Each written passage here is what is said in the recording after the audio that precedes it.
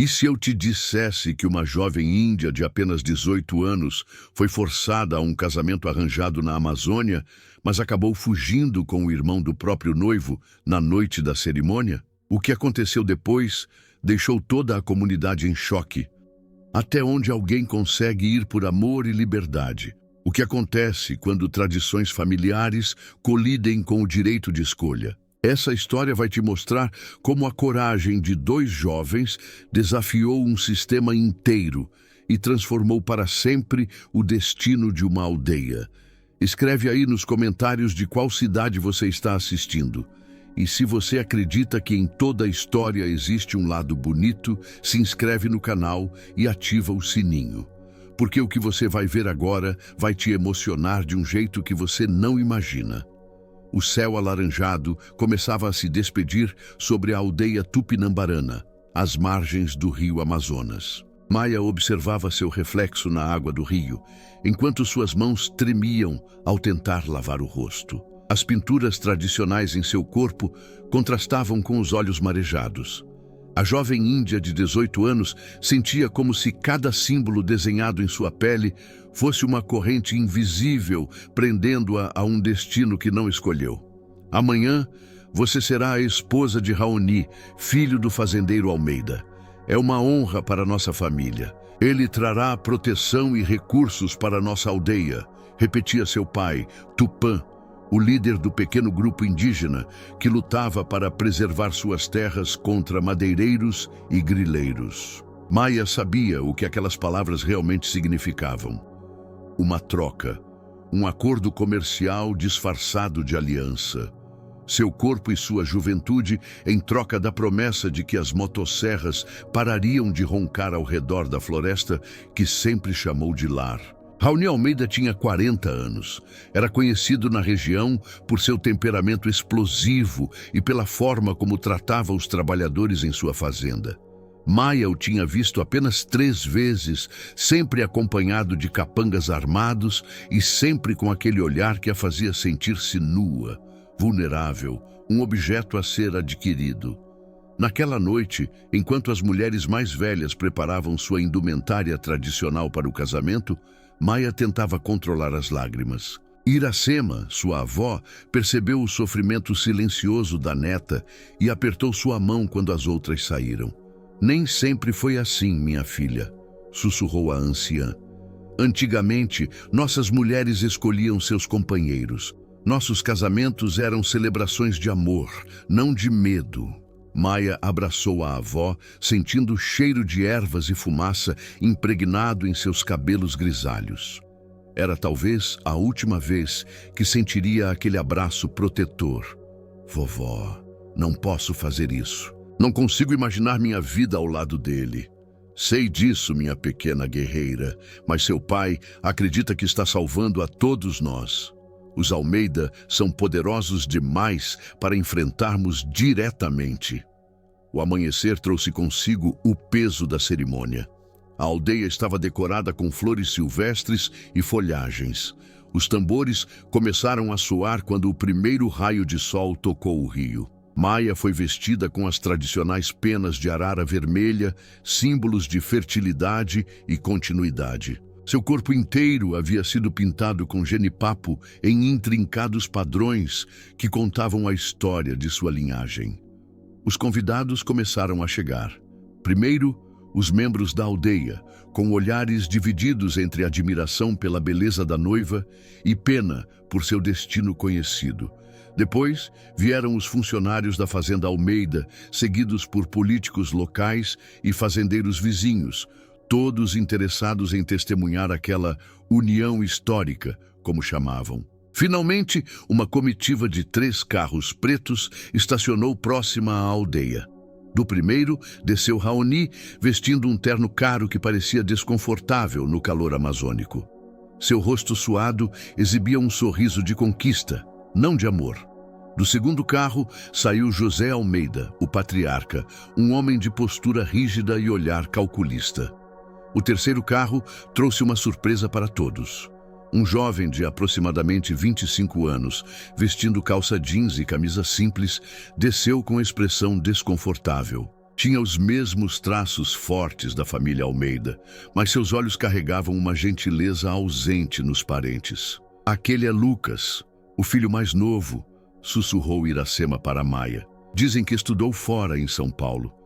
Voltou há pouco tempo e quase não aparece na fazenda. Não concorda com os negócios do pai e do irmão. Maia não conseguia desviar o olhar do jovem que parecia tão deslocado quanto ela naquela cerimônia. Por um breve instante, seus olhares se cruzaram e ela sentiu algo inexplicável, como se uma conexão silenciosa tivesse sido estabelecida. A cerimônia começou com Tupã, apresentando Maia ao noivo. Raoni mal olhava para o rosto da jovem. Seus olhos percorriam o corpo dela com desejo mal disfarçado. Os rituais tradicionais foram conduzidos pelo pajé da aldeia, intercalados com elementos católicos trazidos pelo padre da cidade próxima. Uma mistura desajeitada que representava bem aquela união forçada. Durante o ritual da troca de presentes, quando Raoni deveria entregar à noiva um símbolo de compromisso, ele estendeu a Maia um colar de ouro maciço com um pingente de esmeralda. Um murmúrio percorreu a assembleia. Aquela joia valia mais que tudo que a aldeia possuía junta. Para que minha nova esposa aprenda a apreciar coisas de valor, declarou ele, alto o suficiente para que todos ouvissem o insulto velado. Maia sentiu o estômago revirar. Suas mãos tremiam ao receber o presente, que parecia pesar toneladas. Quando levantou os olhos, percebeu Lucas observando a cena com desaprovação evidente. No momento do brinde, enquanto todos erguiam seus copos, Maia sentiu uma presença ao seu lado. Era Lucas, que se aproximara enquanto Raoni conversava animadamente com políticos locais. Não precisamos fingir que isso é uma celebração de amor, disse ele em voz baixa. Sei que você não escolheu isso. Maia ficou paralisada, sem saber como responder a tamanha franqueza. Meu irmão não é um homem bom, continuou Lucas, e meu pai só vê essa união como mais uma forma de expandir suas terras. Por que está me dizendo isso? Perguntou Maia, finalmente encontrando sua voz. Porque acredito que você merece a verdade e uma escolha. Antes que pudesse dizer mais, Lucas foi chamado pelo pai e se afastou, deixando Maia com o coração acelerado e a mente repleta de perguntas. O banquete que seguiu foi uma exibição grotesca de poder. Enquanto os indígenas serviam pratos tradicionais, os Almeida haviam trazido champanhe francês, carnes importadas e iguarias que a maioria ali jamais havia provado. José Almeida fazia questão de comentar o valor de cada garrafa aberta, como quem marca território. A celebração se estendeu pela tarde. Com o cair da noite vieram os fogos de artifício e a música alta que espantava os animais da floresta. Maia observava tudo como uma espectadora de sua própria vida, sentindo-se cada vez mais sufocada. Em algumas horas, seria levada para a fazenda Almeida, para seu novo lar, para sua nova vida. Durante a dança, quando Raoni a puxou com força para junto de si, sussurrando no seu ouvido promessas que soavam como ameaças sobre a noite de núpcias, Maia sentiu o pânico subir por sua garganta. Pediu licença para se retirar por alguns minutos, alegando que precisava trocar parte de suas vestes cerimoniais. Refugiou-se atrás de sua oca, respirando com dificuldade, tentando conter as lágrimas que finalmente escapavam. Foi quando uma mão tocou seu ombro, fazendo-a sobressaltar. Desculpe, não queria assustá-la, disse Lucas recuando um passo. Vi como meu irmão falava com você. Vim ver se está bem. Estou bem, mentiu Maia, secando rapidamente as lágrimas. Apenas precisava de ar. Lucas a observou por um longo momento antes de falar novamente. Você sabe o que acontecerá com suas terras depois desse casamento, não sabe? Meu pai já tem os documentos prontos para incorporar toda a área da reserva à fazenda. Seu povo será realocado. Ele fez aspas no ar com os dedos. Maia sentiu como se o chão desaparecesse sob seus pés. Mas O acordo era de proteção. Meu pai acredita que... Seu pai foi enganado. Minha família faz isso há gerações. Casamentos, acordos, promessas. No final, só querem a terra. Por que você é diferente? Perguntou Maia, estudando o rosto do jovem. Talvez porque vi de perto o que a ganância faz. Estudei direito ambiental, voltei para tentar mudar as coisas de dentro, mas é como lutar contra uma correnteza. Naquele momento, ouviram a voz de Raoni chamando por Maia, cada vez mais próxima. O pânico retornou aos olhos da jovem. Não posso fazer isso, murmurou ela. Não posso me tornar parte disso. Lucas olhou para a floresta escura além da aldeia, depois para Maia, e tomou uma decisão que mudaria o curso de ambas as vidas. Existe outra saída, disse ele, estendendo a mão. Mas temos que ir agora. Maia olhou para a mão estendida, para a escuridão da floresta e para a festa onde seu destino aguardava. Em um instante de coragem absoluta, agarrou a mão de Lucas. Vamos! Eles se esgueiraram pela borda da aldeia, evitando as luzes da celebração. Lucas tinha um pequeno barco amarrado algumas centenas de metros rio abaixo. A floresta estava viva, com sons noturnos, como se aplaudisse aquela fuga desesperada. Raoni virá atrás de nós, disse Maia enquanto corriam. Ele não aceita perder nada que considera seu. Sei disso, por isso não podemos ir para a cidade. Eles controlam tudo por lá. Temos que ir rio acima, para o território dos Mura. Tenho amigos lá que podem nos ajudar. Alcançaram o pequeno barco escondido entre arbustos da margem. Lucas o empurrou para a água, enquanto Maia olhava uma última vez para a aldeia onde cresceu. As luzes pareciam distantes agora, como estrelas em outro universo. Está pronta? Perguntou Lucas, estendendo a mão para ajudá-la a subir. Não, respondeu ela com honestidade. Mas vou mesmo assim. O pequeno motor ganhou vida com um rugido suave, e o barco começou a deslizar pela água escura. Maia olhou para suas roupas cerimoniais, ainda adornadas com as pinturas e penas do casamento. Com um gesto decidido, retirou o pesado colar de ouro e o jogou nas águas profundas do rio. Lucas sorriu ao ver aquele ato de libertação. O rio aceita sua oferta, disse ele. Dizem que o Amazonas protege aqueles que o respeitam. Navegaram por quase 2 horas, guiados apenas pela luz da lua e pelo conhecimento que Lucas tinha do rio. O jovem explicou que passara muitos meses com os Mura, aprendendo sobre conservação e direitos indígenas, enquanto tentava encontrar formas legais de impedir a expansão predatória de sua família. Por que você está arriscando tudo por mim? Perguntou Maia finalmente, quando estavam bem distantes da aldeia. Não é só por você, respondeu Lucas com sinceridade. É por tudo o que esse casamento representa. É por mim também. Cansei de ser cúmplice silencioso.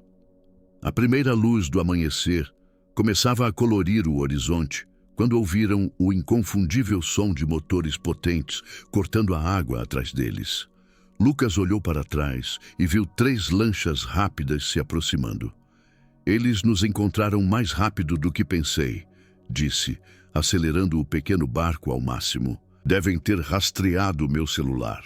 Lucas jogou o aparelho na água e mudou bruscamente a direção, entrando em um estreito canal entre ilhas flutuantes. O pequeno barco serpenteava entre a vegetação densa, enquanto as lanchas maiores eram forçadas a reduzir a velocidade. Conheço este rio melhor que eles, explicou, mas não podemos continuar na água. Eles têm combustível para perseguir-nos o dia todo. Maia apontou para uma margem coberta de vegetação. Ali, podemos entrar na floresta. Conheço trilhas que meu povo usa há gerações.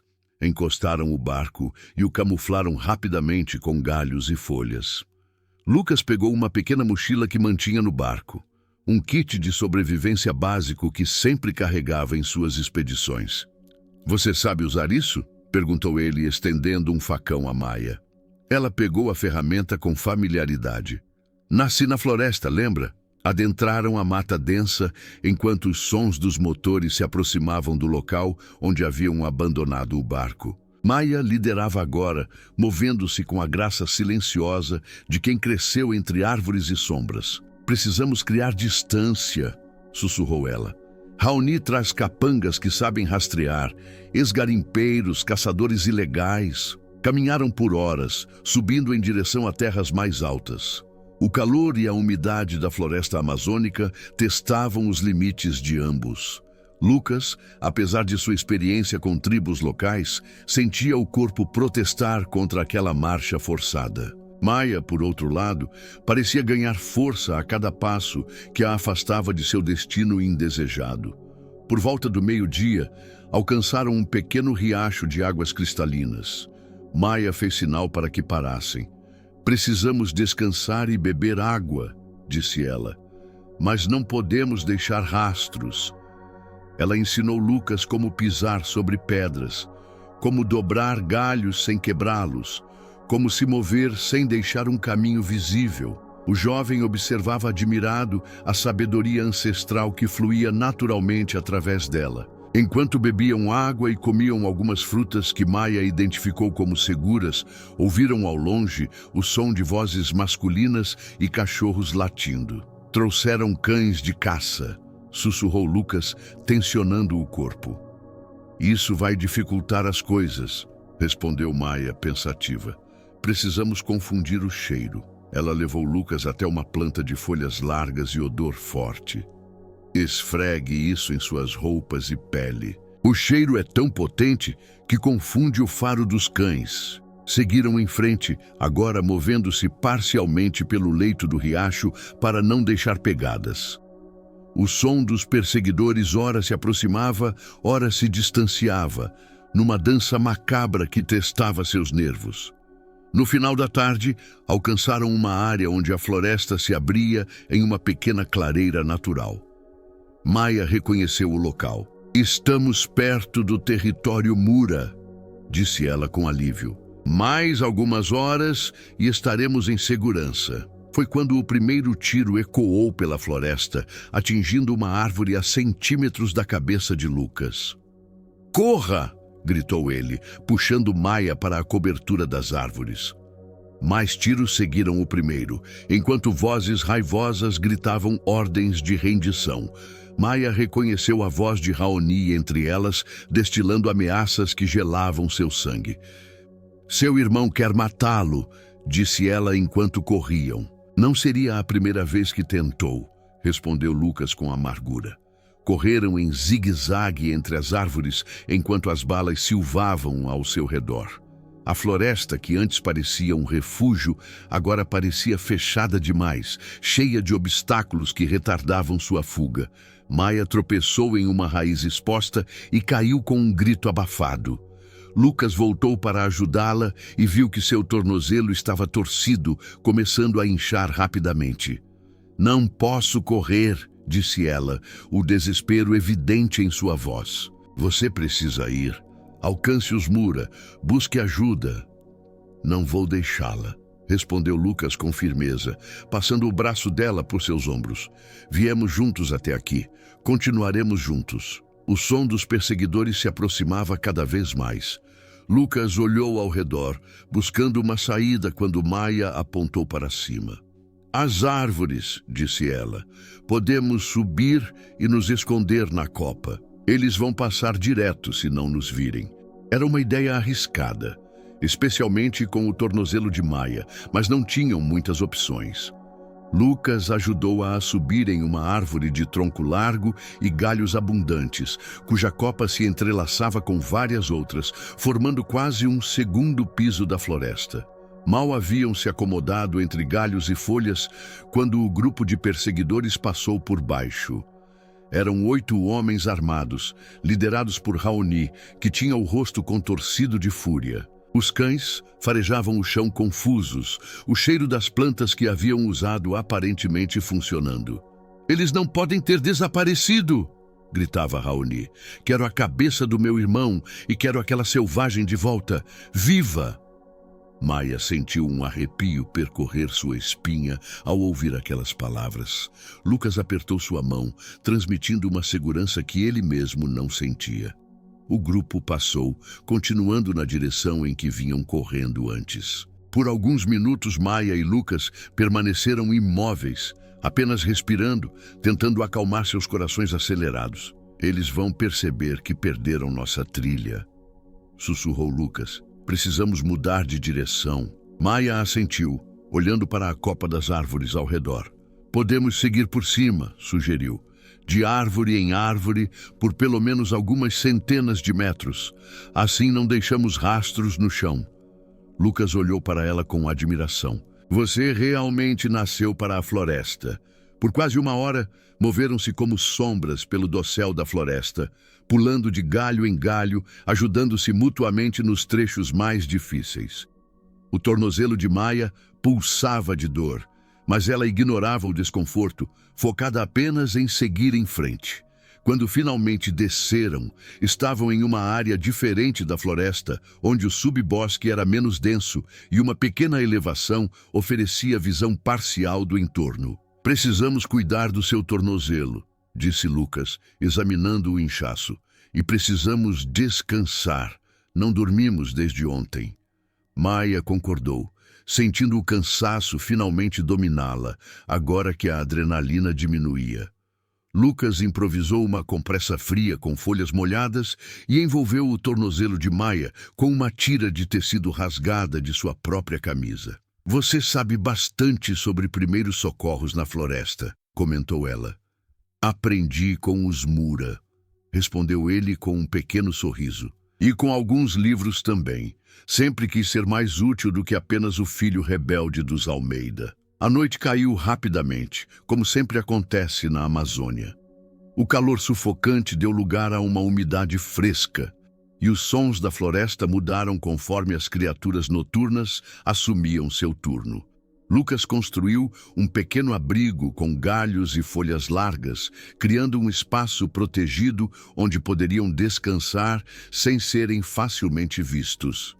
Não ousaram acender fogo, apesar do conforto que traria. Sentados lado a lado sob o abrigo improvisado, compartilhando o pouco de água e alimento que restava, Maia finalmente fez a pergunta que martelava em sua mente. O que acontece se conseguirmos chegar aos Mura? O que acontece depois? Lucas ficou em silêncio por um momento antes de responder. Tenho amigos em organizações internacionais de direitos indígenas. Posso conseguir proteção para você e seu povo. Denunciar os planos do meu pai e irmão. E você? O que acontece com você? Lucas sorriu tristemente. Eu acabo de me tornar o inimigo número 1 da minha família. Provavelmente serei deserdado, se não pior. Você sacrificou tudo. Por mim, por uma estranha. Não, respondeu ele, olhando-a nos olhos.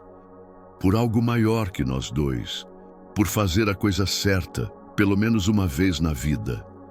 Ficaram em silêncio por um tempo, apenas ouvindo os sons da floresta e a respiração um do outro. Havia uma proximidade entre eles que ia além do espaço físico compartilhado. Uma conexão nascida da adversidade enfrentada juntos. Maia tocou suavemente o rosto de Lucas. Obrigada, disse simplesmente. Palavras insuficientes para expressar a gratidão que sentia. Lucas cobriu a mão dela com a sua. Descanse, amanhã terminamos essa jornada. Na escuridão da noite amazônica, adormeceram juntos, corpos exaustos, encontrando brevemente a paz, mesmo cercados de perigo. O amanhecer trouxe consigo novos sons, não apenas os da floresta despertando, mas algo mais distante, metálico e artificial. Lucas foi o primeiro a perceber.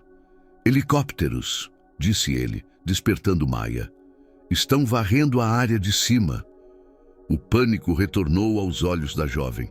Não podemos correr com isso. Precisamos encontrar cobertura mais densa, respondeu Lucas, ajudando-a a levantar.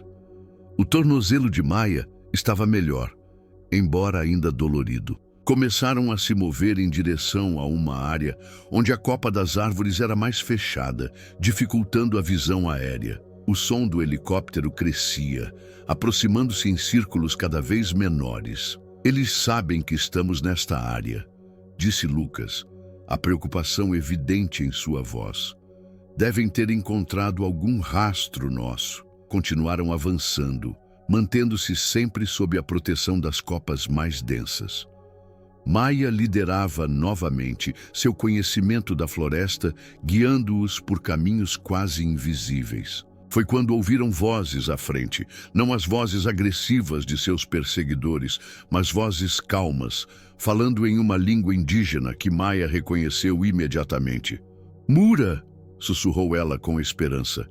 "São caçadores Mura!" Lucas sentiu o alívio inundar seu corpo. Estavam quase em segurança. Maia chamou na língua dos Mura, identificando-se como Tupinambarana e Amiga.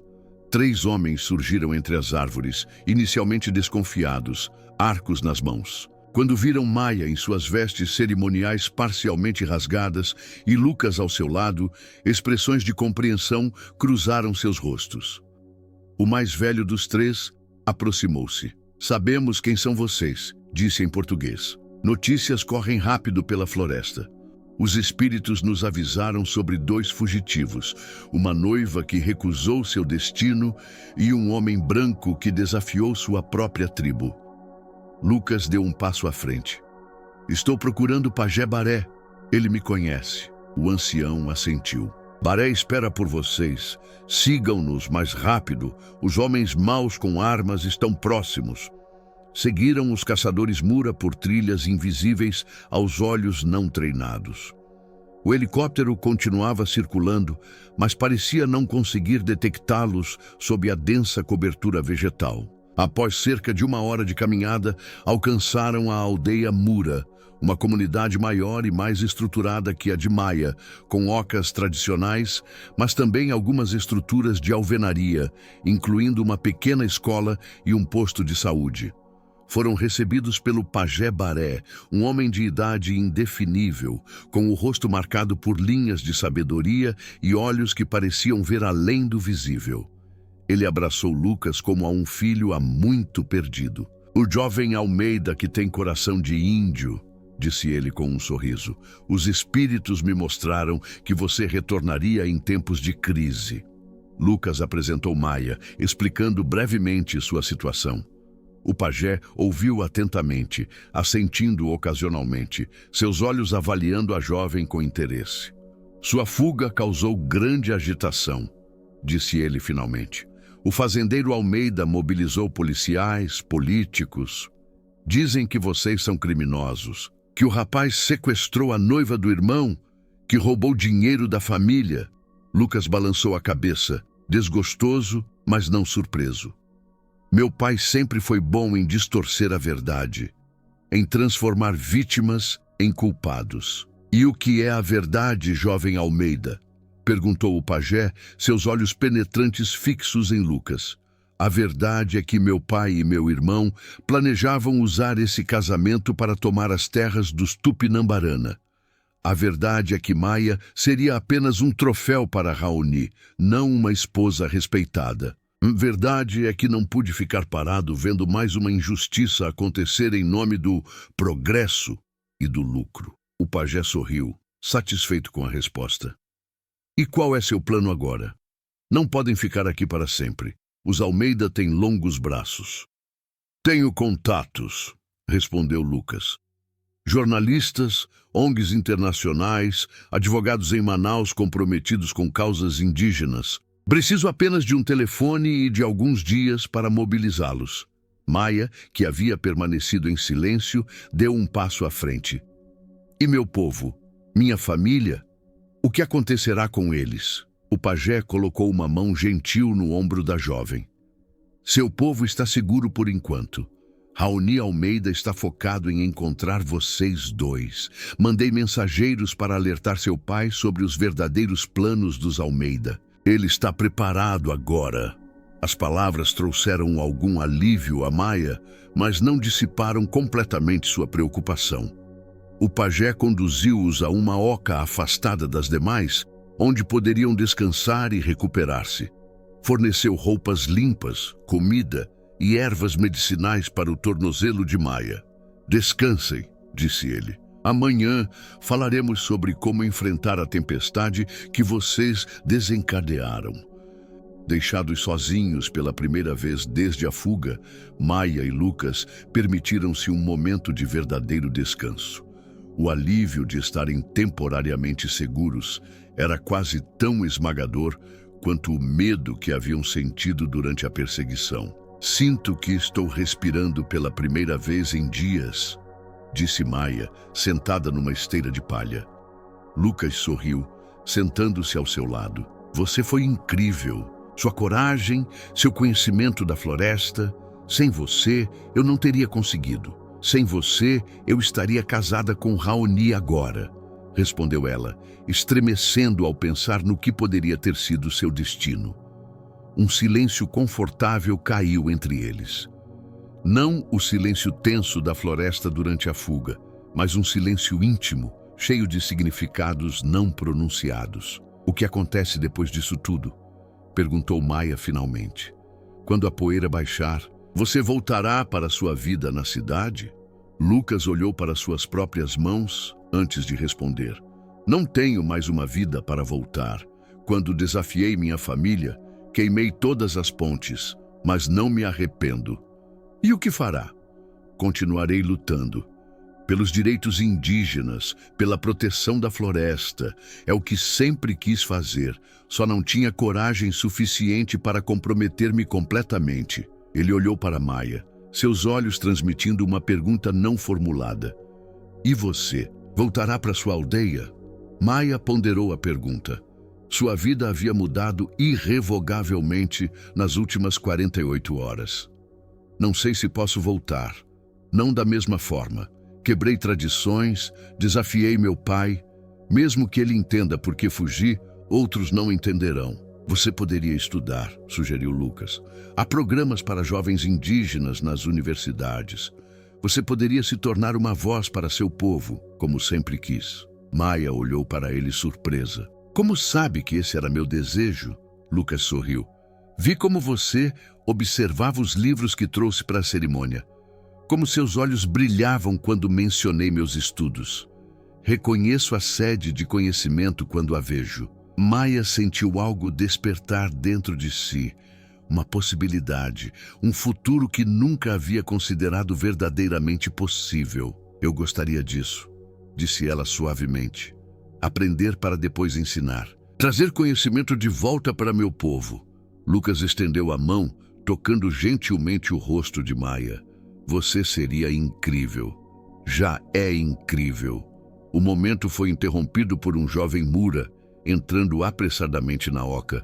"O pajé pede que venham", disse ele, respirando com dificuldade. "Há notícias urgentes." Seguiram o mensageiro até a oca central, onde o pajé Baré aguardava com expressão grave. Ao seu lado, um radiocomunicador crepitava com estática. "Os Almeida cercaram a aldeia Tupinambarana", anunciou ele sem preâmbulos. "Estão exigindo que seu pai, Tupã, revele onde vocês estão. Ameaçam queimar a aldeia se não obtiverem respostas até o amanhecer." Maia sentiu as pernas fraquejarem. Lucas a amparou, seu próprio rosto pálido de preocupação. "Isso é loucura", murmurou Lucas. "Mesmo para os padrões do meu pai e irmão." "Eles estão desesperados", respondeu o pajé.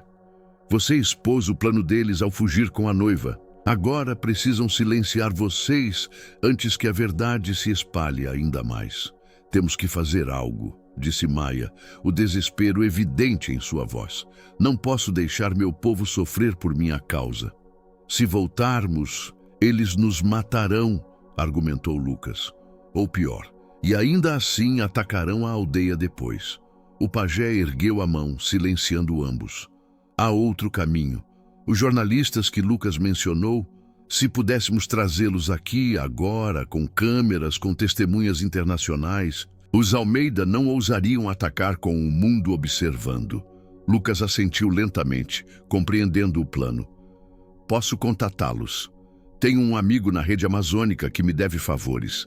Mas precisaremos levá-los até a aldeia Tupinambarana antes do amanhecer." "É arriscado", ponderou o pajé. "Mas pode funcionar.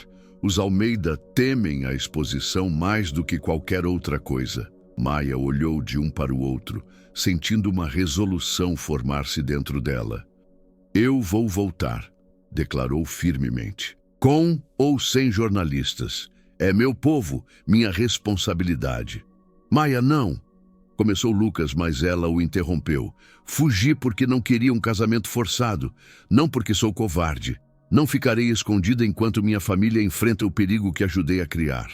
O pajé observou a determinação no rosto da jovem e assentiu com respeito. A coragem corre em seu sangue, filha de Tupã, mas não irá sozinha. Mandarei guerreiros Mura com você. Lucas pegou a mão de Maia entre as suas. E eu estarei ao seu lado, até o fim. As próximas horas foram de preparação frenética. Lucas conseguiu contato com o jornalista amigo, que prometeu encontrá-los com uma equipe completa no ponto marcado, a meio caminho da aldeia Tupinambarana. O pajé reuniu 20 de seus melhores guerreiros, armados com arcos, zarabatanas e algumas armas de fogo antigas. Antes de partirem, o pajé realizou um ritual de proteção para todos. Pintou os rostos de Maia e Lucas com símbolos sagrados dos Mura, marcas de proteção espiritual e força na batalha. O que fazemos hoje não é apenas sobre 2 aldeias, disse o ancião. É sobre o futuro de todos os povos da floresta. Os espíritos estão conosco. Partiram ao cair da noite, movendo-se rapidamente através da floresta. Os guerreiros Mura conheciam atalhos que encurtariam significativamente a jornada. Meia, com o tornozelo enfaixado, mas já muito melhor graças às ervas medicinais, mantinha o ritmo sem queixas. Lucas caminhava ao lado dela, admirado com sua resiliência. Quando isso acabar, disse ele em voz baixa enquanto avançavam, quero te mostrar como é o mundo além da floresta, as cidades, as universidades. Se você quiser. Maia olhou para ele, um pequeno sorriso formando-se em seus lábios. E eu quero te mostrar os segredos da floresta que você ainda não conhece. Os lugares sagrados que apenas meu povo sabe encontrar. Era uma promessa mútua, um futuro vislumbrado além da crise imediata que enfrentavam. Alcançaram o ponto de encontro com os jornalistas pouco depois da meia-noite. Para alívio de Lucas, seu amigo Carlos havia cumprido a promessa, trazendo não apenas uma equipe de filmagem da rede amazônica, mas também representantes da BBC Brasil e de uma ONG internacional de direitos humanos. Lucas Almeida, disse Carlos ao abraçar o amigo. Quando você me ligou dizendo que havia desafiado seu pai e irmão para salvar uma aldeia indígena, quase não acreditei. Mas sempre soube que você tinha mais coragem do que demonstrava. Lucas apresentou Maia e explicou rapidamente a situação para todos. Os jornalistas ouviam, com expressões que misturavam choque e interesse profissional. Aquela era potencialmente uma grande reportagem. Se conseguirmos documentar as ameaças dos Almeida em tempo real, será impossível para eles escaparem das consequências, explicou o representante da ONG. Mas precisamos chegar antes que qualquer violência comece. Então vamos agora, disse Maia com firmeza. Cada minuto conta. O grupo seguiu em frente, agora maior e mais barulhento do que Lucas e Maia gostariam. Mas o tempo era mais importante que o sigilo naquele momento. Os jornalistas filmavam enquanto caminhavam, documentando a jornada e coletando depoimentos de Maia e Lucas sobre os eventos que haviam desencadeado aquela situação. Estavam a menos de 1 hora da aldeia Tupinambarana quando o som de motores quebrou o silêncio da floresta noturna. Não eram helicópteros desta vez, mas veículos terrestres, provavelmente caminhonetes 4x4 utilizadas pelos capangas dos Almeida. Eles estão cercando a área, sussurrou um dos guerreiros Mura. Devem ter postos avançados ao redor da aldeia. Lucas e Maia trocaram olhares preocupados. Estavam tão perto. Precisamos de uma distração, sugeriu Carlos, o jornalista. Algo que atraia a atenção deles para outro ponto enquanto o grupo principal avança. Um dos guerreiros Mura ofereceu-se imediatamente. Eu e mais 2 iremos para o leste, faremos barulho suficiente para parecer um grupo grande. Enquanto isso, vocês seguem direto para a aldeia. Maia agradeceu ao guerreiro com um abraço respeitoso. Que os espíritos da floresta protejam vocês. O plano foi posto em ação. Os 3 guerreiros Mura partiram na direção oposta, logo começando a fazer barulho proposital, batendo em troncos de árvores, imitando vozes múltiplas. Como previsto, o som de motores se deslocou naquela direção. O grupo principal continuou avançando, agora com cautela redobrada. Maia liderava, cada passo calculado para fazer o mínimo de ruído possível. Finalmente, as luzes da aldeia tupinambarana tornaram-se visíveis através das árvores. Mas o que viram os deixou horrorizados. A aldeia estava cercada por homens armados. Caminhonetes com faróis acesos formavam um círculo ao redor das ocas. No centro, próximo à oca principal, Tupã estava de pé, cercado por sua família e anciãos, encarando Raoni e José Almeida. Chegamos a tempo, sussurrou Lucas. Eles ainda estão negociando. Os jornalistas imediatamente começaram a filmar a cena. O representante da ONG fez uma transmissão rápida via satélite, alertando sua organização sobre o que estava acontecendo. Precisamos ser vistos, disse Maia. Preciso que meu pai saiba que estou viva e que trouxemos ajuda. Lucas assentiu, compreendendo o plano. Vamos entrar pelo lado leste da aldeia. Os capangas estão mais concentrados no lado oeste, com os guerreiros Mura formando um perímetro protetor ao redor dos jornalistas. O grupo avançou até a borda da clareira onde a aldeia se localizava. De lá, podiam ouvir claramente as ameaças de Raoni. Seu tempo está acabando, Tupã. Onde está minha noiva? Onde está meu traidor irmão? Se não me disser até a contagem de 10, começaremos a queimar suas preciosas ocas uma a uma. Maia sentiu o sangue ferver ao ouvir aquelas palavras. Sem avisar ninguém, ela deu um passo à frente, saindo da cobertura das árvores. Estou aqui, Raoni, gritou ela, sua voz ecoando pela clareira. Não precisa ameaçar inocentes. Todas as cabeças viraram-se em sua direção. Tupã deu um passo à frente, o alívio e o medo misturados em seu rosto ao ver sua filha viva. Maia! Exclamou ele. Raoni sorriu cruelmente, fazendo um gesto para seus homens. Peguem-na! Ordenou. E matem qualquer um que esteja com ela. Foi quando Lucas emergiu ao lado de Maia, seguido pelos guerreiros Mura e, mais importante, pelos jornalistas com suas câmeras ligadas e luzes apontadas para a cena. Está tudo sendo filmado, Raoni, gritou Lucas. O mundo inteiro está assistindo ao seu verdadeiro caráter agora. O rosto de José Almeida perdeu a cor ao ver as câmeras. Ele agarrou o braço do filho, tentando contê-lo. Pare com isso agora! Sibilou. Não vê que estamos sendo filmados? Mas Raoni estava cego de raiva. Empurrou o pai para longe e sacou uma pistola, apontando diretamente para Lucas. Você arruinou tudo, gritou ele, sempre tentando ser o herói, o defensor dos fracos. Você é a vergonha da nossa família. Baixe a arma, Raoni, disse Lucas com uma calma que não sentia. Acabou. Não há como sair dessa situação sem consequências agora. As câmeras continuavam filmando enquanto Maia caminhava em direção a seu pai. Os capangas dos Almeida pareciam confusos, olhando para José em busca de instruções, mas o velho fazendeiro estava paralisado, ciente do desastre de relações públicas que se desenrolava. Raoni, no entanto, estava além da lógica. Se eu vou cair, gritou ele, você cai comigo, irmãozinho. Ele apertou o gatilho. O som do tiro ecoou pela clareira. Maia gritou. Mas não foi Lucas quem caiu.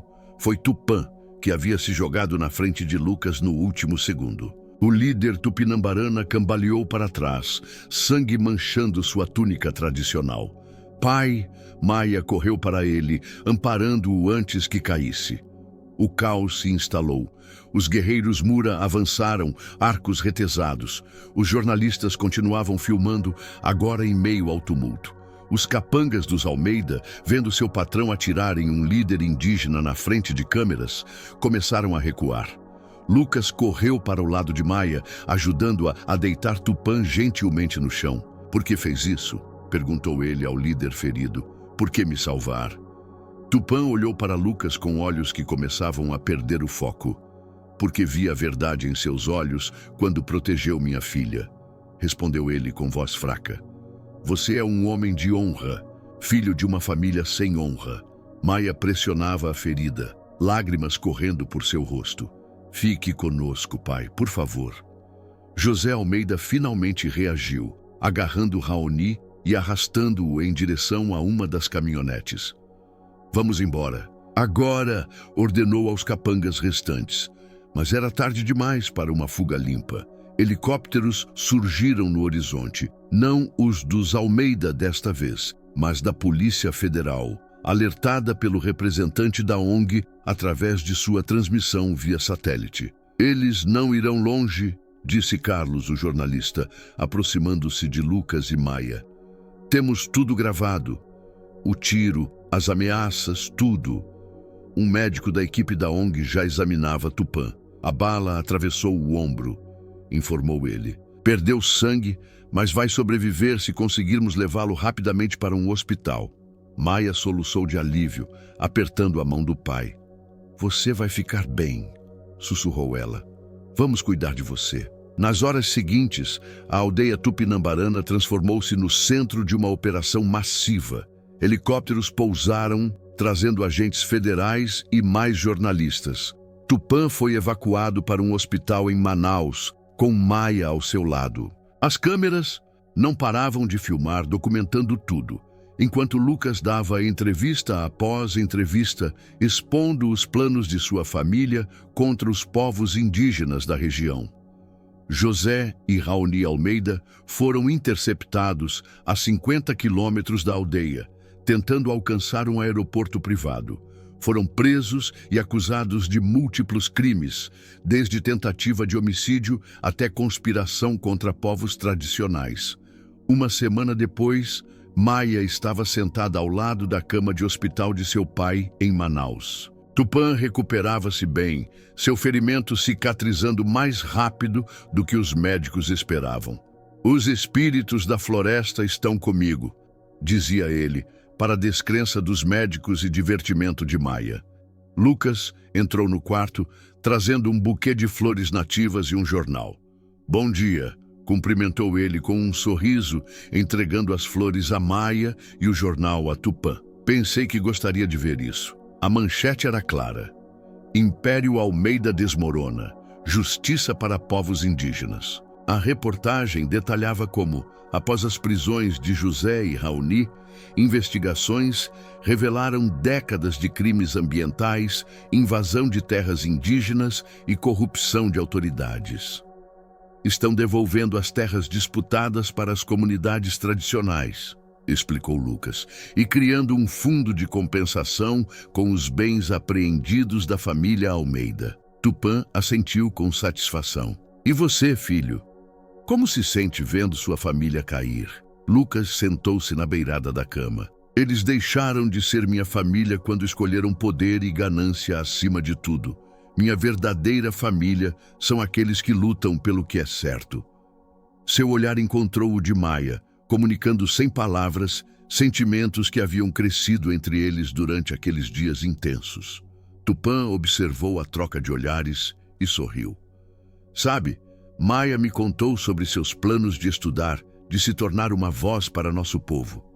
Sim, confirmou Maia. A Universidade Federal me ofereceu uma vaga no programa para estudantes indígenas. Começarei no próximo semestre.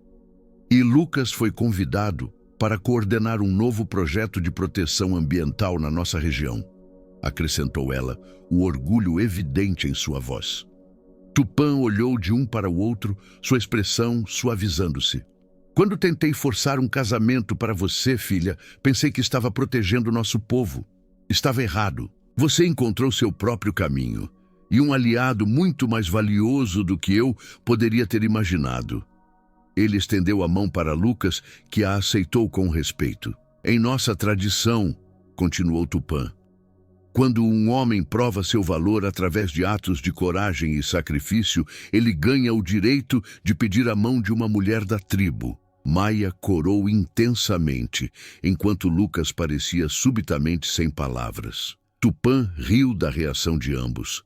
Não estou forçando nada desta vez. Apenas observando que os espíritos têm formas curiosas de juntar almas que pertencem uma à outra. Naquela tarde, enquanto Tupã descansava, Maia e Lucas caminharam pelo jardim do hospital. A cidade de Manaus se estendia ao redor deles, tão diferente da floresta, mas ainda assim parte do mesmo mundo que ambos lutavam para proteger. Seu pai é um homem sábio, comentou Lucas finalmente, quebrando um silêncio confortável. Ele aprendeu algumas lições importantes, respondeu Maia, com um pequeno sorriso. Assim como todos nós. Lucas parou de caminhar, virando-se para encará-la. Maia, não sei o que o futuro reserva para nós. Sei apenas que quero estar ao seu lado, seja ajudando em sua educação, no trabalho com sua comunidade ou em qualquer outra forma que você permita. Maia olhou para ele, para este homem que havia arriscado tudo para salvá-la, que havia se tornado um aliado improvável e agora algo muito mais profundo. Na minha cultura, disse ela suavemente, acreditamos que certas almas se reconhecem, mesmo quando se encontram pela primeira vez, como se já se conhecessem de outros tempos. E o que você sentiu quando me viu pela primeira vez? Perguntou ele, seu coração acelerando. Senti que estava vendo alguém que eu esperava há muito tempo, sem saber que estava esperando. Lucas sorriu, tomando as mãos dela entre as suas. Não sou um homem perfeito, Maia. Carrego o nome de uma família que causou dor ao seu povo. Mas prometo dedicar minha vida a reparar esses erros, a proteger sua floresta, a apoiar seus sonhos. E eu prometo mostrar a você que há sabedoria antiga que pode curar até as feridas mais profundas, respondeu ela. Juntos podemos construir pontes onde antes só havia muros. Sob o céu de Manaus, tão longe da floresta onde sua história começou, eles selaram aquela promessa com um beijo. Não um beijo de conto de fadas, mas um beijo real, cheio de promessas verdadeiras e desafios que enfrentariam juntos. 2 meses depois, uma pequena cerimônia foi realizada na aldeia Tupinambarana, reconstruída e fortalecida. Não era um casamento, mas um compromisso de parceria entre Maia e Lucas, abençoado por Tupã e testemunhado por ambos os povos, os indígenas e representantes da sociedade urbana que apoiavam sua causa. Maia, vestida com adornos tradicionais, mesclados a elementos contemporâneos, simbolizando seu papel como ponte entre mundos, olhou para a floresta que se estendia ao redor da aldeia. A mesma floresta que havia sido cenário de sua fuga desesperada era agora testemunha de um novo começo. Lucas, ao seu lado, seguiu seu olhar. No que está pensando? Perguntou ele. Em como a vida toma caminhos inesperados, respondeu ela. Eu deveria ter me casado à força neste mesmo local. Em vez disso, fugi para a floresta com um estranho que se tornou meu maior aliado. E agora? Agora estamos juntos por escolha, não por imposição, para proteger a floresta, não para explorá-la, para construir, não para destruir. Lucas entrelaçou seus dedos aos dela. Para escrever uma nova história, completou ele, onde indígenas e não indígenas possam ser parceiros, não inimigos. Maia sorriu, olhando para o futuro que se abria à frente deles. Um futuro incerto, cheio de desafios, mas também de possibilidades infinitas. Uma história que vale a pena contar, disse ela, apertando a mão dele. E enquanto o sol se punha sobre a Amazônia, pintando o céu com cores que nenhum artista jamais poderia replicar perfeitamente, Maia soube que havia encontrado algo muito mais valioso do que a liberdade que buscava quando fugiu naquela noite de casamento. Havia encontrado seu propósito e alguém para compartilhá-lo.